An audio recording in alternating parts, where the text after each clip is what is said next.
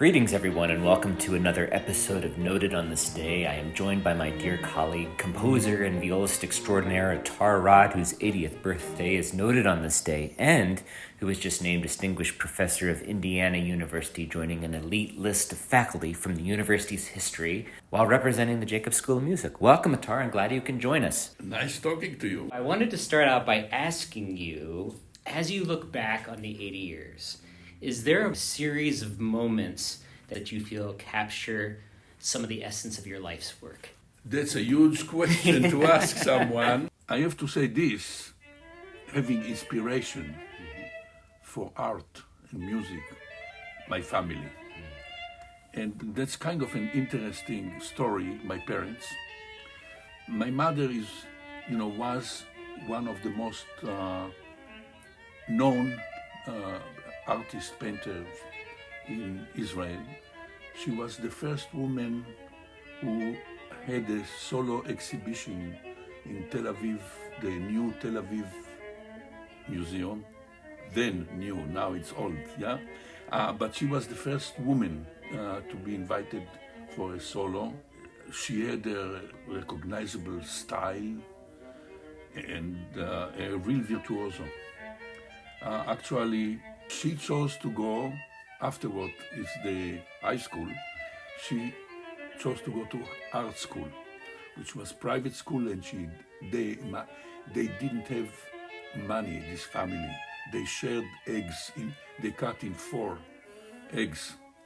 But what she did, she studied for nothing, and she was washing the floor after the studies were over.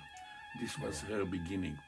And she met my father, who was a sculptor. Mm-hmm. And they fell in love, got married, had children, and she was much, much more successful than him. And which is not easy at that time, especially for men. To have the woman. So one day, and I'm telling it like nothing, but it's drama. One day, I was helping my father throw all his pieces of art to the sea. He decided I'm not a sculptor anymore. And he devoted his life to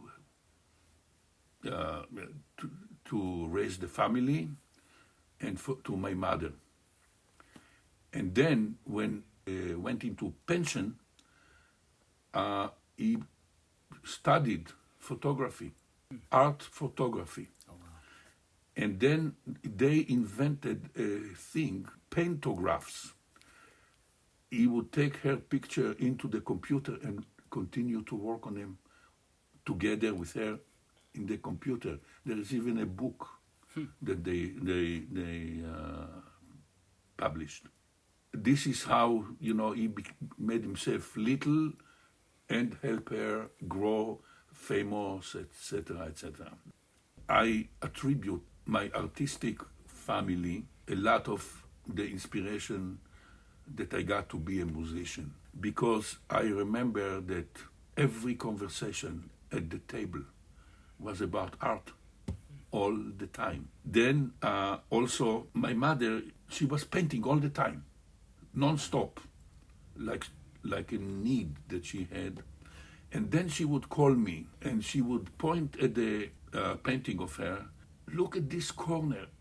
Look how musical it is. And I tried to understand. I was a young child, I think I did. I really absorbed that. And then I do the opposite. I explain to my students how legato can be compared to a brush stroke of an artist. And for years and years, that's what we were talking. The only thing, I was the black sheep of the family, because my parents both visual, and my brother became one of the world-known designers and architects. He was the most successful and famous because he exhibition at the MoMA, at the Pompidou, and every museum in the world have had him. It was always the talk of the family. There is another drama that I would like to tell you about. I went to Israel to play Sinfonia Concertante with Hagai Shacham, maybe you know him. I was sitting in my parents' terrace, smoking my pipe, looking at the Tel Aviv buildings, thinking, and suddenly I hear steps, very heavy steps. My mother, who could, at that time, could never, could not move very well, made an effort to go from where she was to the terrace, obviously to talk to me, and I hear step by step by step. And then she opens the door and she said, I want to tell you something. And this I will never forget. She said, I look at what remains from your father's work, artwork, the sculpture, and I think to myself, he is so talented, so talented. And I never noticed this enough. And then she said, I think artists are by nature self-centered. And that's why I did not notice that. She turned around, closed the door, and I heard the steps back to her sofa or something like this. Of course, I was, kind of almost cried to hear that. And I'm telling you that this is the last sentence that I heard from my mother, because she died the next day. Of course, the first impulse is to cancel the concert. And then I said to myself, no, I'm not canceling this concert, because Mozart wrote the second movement when his mother died. And this is my best way to say goodbye to my mother. And so I just asked the audience not to applaud in the end. I explained to them, and we played. And I think it was maybe my best performance of the Sinfonia Concertante. Outside of your family, Atar, were there any other influences that caused you to get into music? Becoming a musician, I would say, is the Israeli Youth Orchestra that I joined when I was 11 years old. I was the youngest. They never had someone young.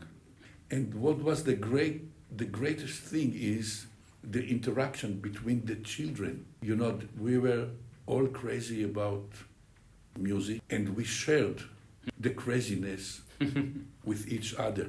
When I'm thinking about it, I have friends that I play concerts with, conductor that I played many times. I realized that we are friends since we were like 14 years. I remember even with this conductor, and we were sitting near each other, and we say to each other that one day we will play together the Brahms Concerto with Chicago Symphony. He is going to conduct, and I am going to play. By the way, I was a violinist. So we never played the Brahms Concerto with Chicago Symphony, but we play many times together with other orchestras, and this is only one. And there are many like this, like Evelyne, she is one of the world's most wonderful pianists. We were studying in the same school, La Chapelle Musicale Reine Elisabeth, She was playing a Mozart concerto, which we know by the name of Elvira Madigan. It was fantastic. What I want to tell you is during the rehearsal, there was some passage that she played so unbelievably well that I was in the orchestra and I say to myself, that is my wife. She became my wife for, 20 some years. But Evelyne and I are still very, very, very good friends. Best friends in Bloomington. Evelyne and her husband and Mimi and me. I have a friend, Miriam Fried. She's a very known, wonderful violinist and teacher. And I met her when we were like 11 and 12. And now when she retired from Ravinia, from the State Institute, we had to give a page of something. I donated a page of both of us sitting in the same stand in this orchestra. The stories are on and on and on and on. Let me, tell you my audition. Yeah, tell me about that. Yeah. I was 11. They gave me something to sight read.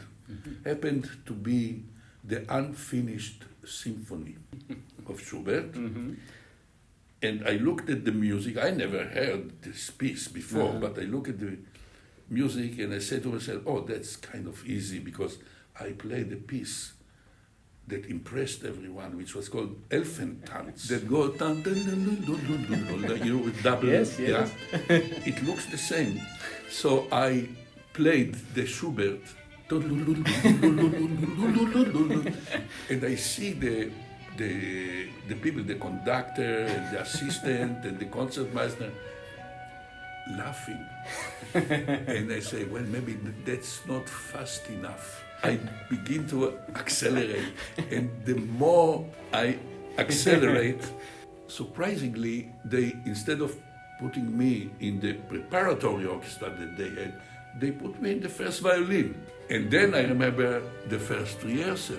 I'm sitting in the back of the first violin, and the conductor stopped the orchestra and said, Atar, you have to look at me.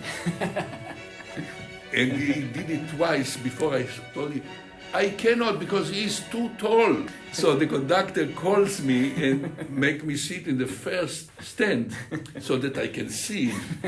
And then my fellow members of this orchestra came to me and said, just that you know, this is the first stand is just for the rehearsal.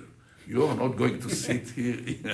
Do you remember your first experience with chamber music? Yeah, that's kind of a very nice question because when I was in high school, we had some kind of a club that we created, which some friends who played music, on Friday nights, we would go and read chamber music. It was for the love of music, and we loved music more and more. I have also a funny story to tell. One Friday night, we played the Schubert Quintet,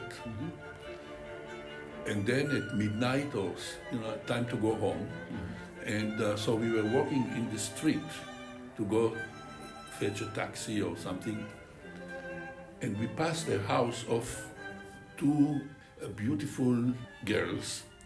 One was a cellist and one was a pianist. And they were, from time to time, part of our group. But that night, they were not there. So you know what we did? We stopped at midnight in front of their house and we said, let's sing a serenade for them. Yeah, etc.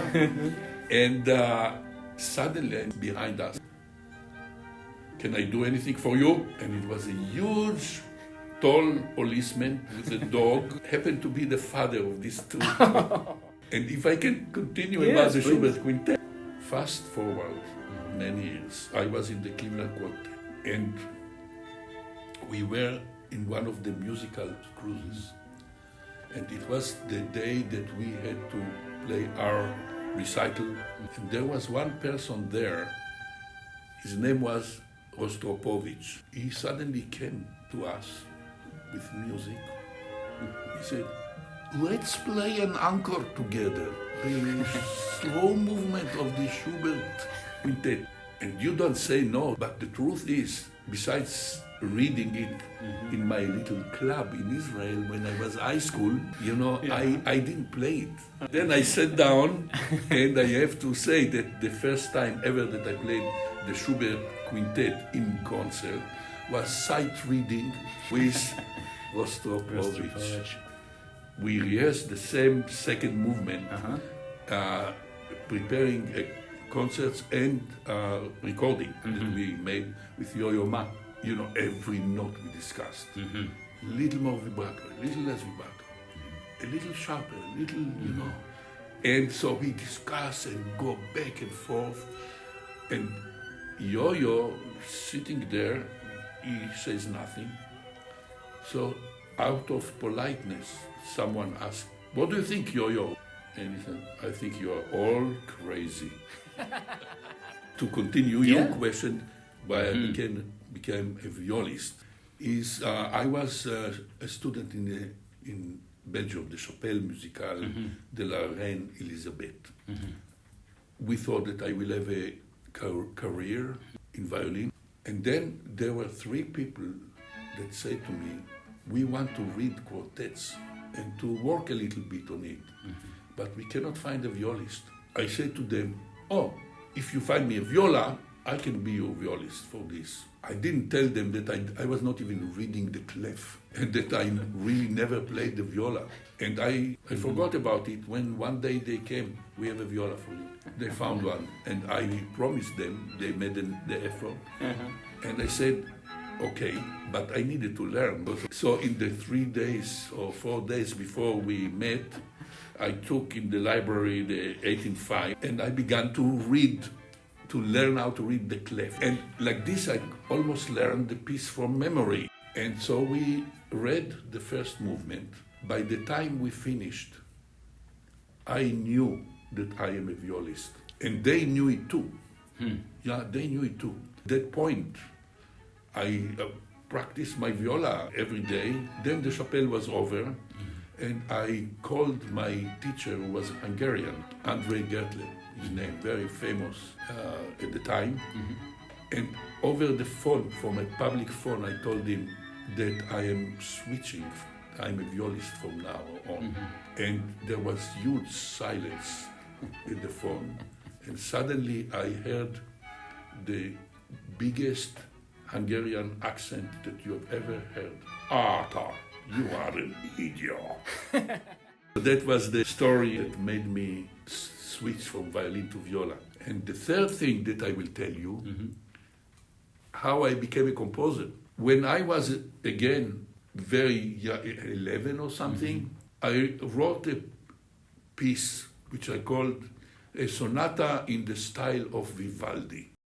But there was a teacher who heard me play it and said, can I give it to my student? Yeah, sure, I gave him the music. And it was a childish piece, babyish. But I was really proud and said, oh yeah, that's something.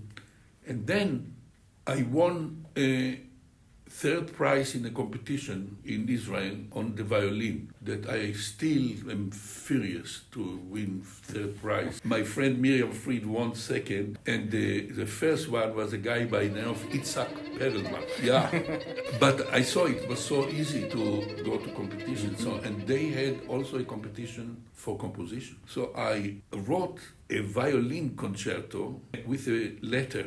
I'm sending you my violin concerto. I was waiting for them to give me a fifth prize, something, nada, nothing. And then one day I received my music back without one word, zero. And I was so offended. And this is why I never learned composition. It was a big lesson. Every sentence that you say to young people is important. And I still think about it. This is why I'm a late bloomer. Composer. My first piece was written here in Bloomington. When I came here, I was 48 years old. It began because I had to drive my daughters to school, too early to teach. And so I had to kill the time. So and then I realized that what I'm improvising is music that I missed from Israel. And so my improvisation was like this. And then one day I said, let me write it down, some of it. And I began, and then I forgot that even the viola, I would write a piece.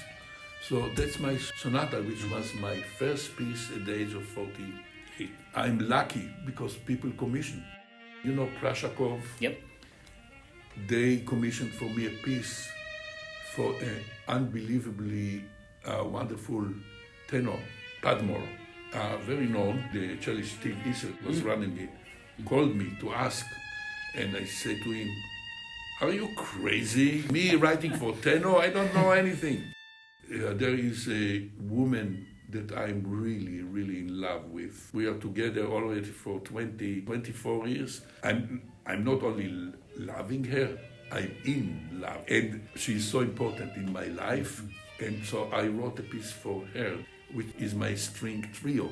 The second movement begins with two beats, which are important throughout the movement, which are E-E. What is E-E? Me, me. I call it serenade. So I wrote a concerto, and luckily I played it several times. You know, that's amazing. But also I wrote a piece which is called Shakon for the Hindemith. And then I had this idea, because one of the good influence that I have on my students, I make them write. But then I had the idea. I asked 4 of them to write a movement each from the Bach Partita of the Chacon. And I told them, listen to my Chacon, but you are not, there's no attachment. You know, you do whatever you want. So they did it, and we called it Partita Party. We gave the premiere here. We recorded it. Recording is out, and we are publishing it. But what is nice about it is 4 different generations of students. That's the nice thing about being 80. Are there any memories that you have that you go to when you need a laugh? Yes, I can give you some. I will give you 2 about teaching. So the first one became kind of known among musicians.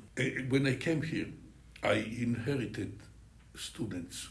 One of them, I told him, listen, the first piece or 2 that we are working together, I want you to take my fingerings and my bowings. And then the next week he came for his first lesson. And he said to me, Professor Arad, before I play for you, I have 2 questions. My first question, you told me to keep every one of your bowing. Before this passage, can I reverse your bowing so when the staccato comes, I do it a down bow staccato? I said to myself, oh, that's wonderful. My down bow staccato is not very good. So I said to him, oh, sure, you can do it. You can do it. And what's your second question? My second question, Professor Arad, is how do you do down bow staccato? So that I think it's a classic. Now, the other thing about teaching that I tell you is I played concert in Japan. And then I was asked if I would agree in the intermission between the 2 things, if I would agree to meet with the grandson of the emperor. He's a student at Oxford. He was 19.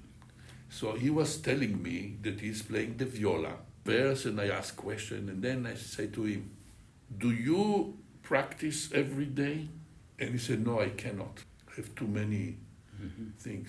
And I said to him, in my opinion, in my experience, if you want to be a violist, you have to practice every day.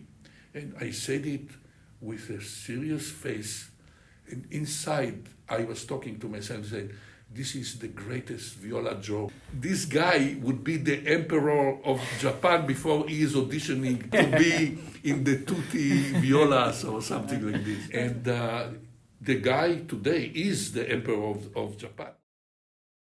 I have one final question for you. If you were not playing the viola, is there another career that you would want to pursue? I am a musician. Mm-hmm. At one point, I went to college to study history, which I was really interested. And after one semester, I said, I cannot.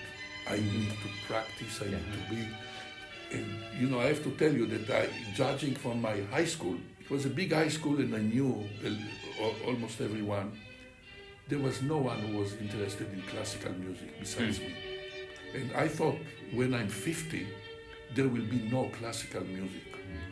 So when I decided to become a musician, I thought that I'm crazy, but I cannot not be a musician. And so I decided to do it. And here I am, like having a job, playing, and people are coming, to concert. But I really thought that there is no future for music at that time. So I'm a musician, but I was once asked in an interview the same question, and without thinking, saying, "Oh yes, stand-up comedian." For me, laughter is really one of the most important things in life. Yeah, it can save our lives as it is, and so I take my humor and jokes and stuff very seriously. Very seriously. Well, Tar, this has been super fun. Happy birthday to you. Wishing you another 80 to go. Let's say 20.